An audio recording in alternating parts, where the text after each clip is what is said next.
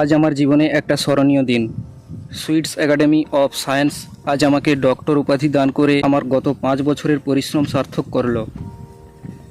একটা ফলের বীজের সঙ্গে আর এক ফলের বীজ মিশিয়ে এমন এক আশ্চর্য সুগন্ধ, সুস্বাদু ও পুষ্টিকর নতুন ফল তৈরি যে হতে পারে, এটা আমার এই রিসার্চের আগে কেউ জানতো না।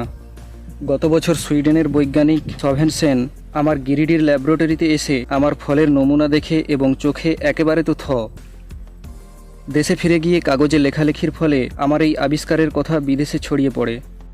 আমার আজকের এই সম্মানের জন্য সোভেনসেন অনেকখানি দায়ী। তাই এখন ডায়েরি লিখতে বসে তার প্রতি মন কৃতজ্ঞতায় ভরে উঠেছে।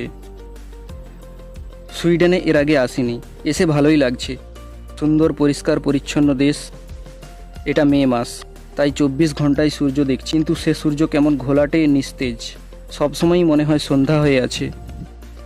শীতকালে যখন রাত ফুরোতে চায় না, তখন না জানি লোকের মনের অবস্থা কেমন হয়। শুনেছি 6 মাস রাতের পর প্রথম সূর্যের আলো দেখে এখানে লোক নাকি আনন্দে আত্মহারা হয়ে আত্মহত্যা করে।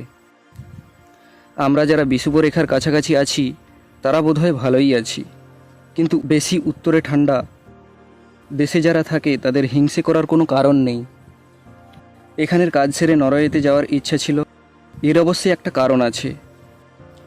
বছর 4 আগে যখন ইংল্যান্ডে যাই, তখন বিখ্যাত প্রাণীতত্ত্ববিদ প্রফেসর আর্চিবল্ড অ্যাক্রয়েডের সঙ্গে বেশ ঘনিষ্ঠ আলাপ হয়।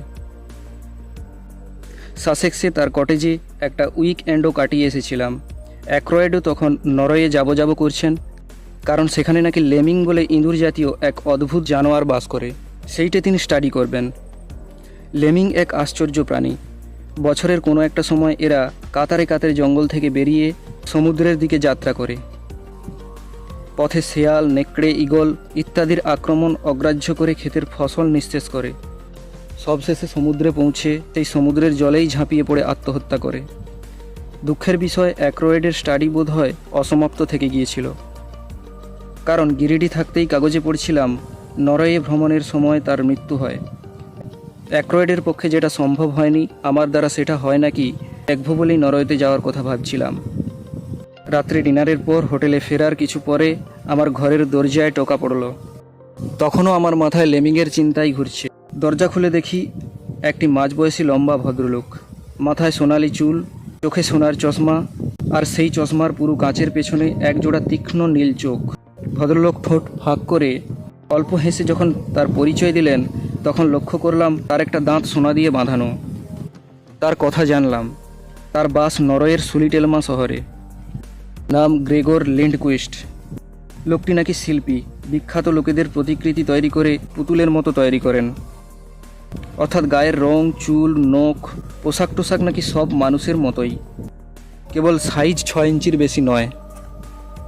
এই কথা সে কথার পর একটু বিনয়ী কিন্তু ভাব করে বললেন, মানে আপনি যদি আমার ওখানে দিনকতক আতিথ্য গ্রহণ করেন, তাহলে আমি অত্যন্ত আনন্দিত হব।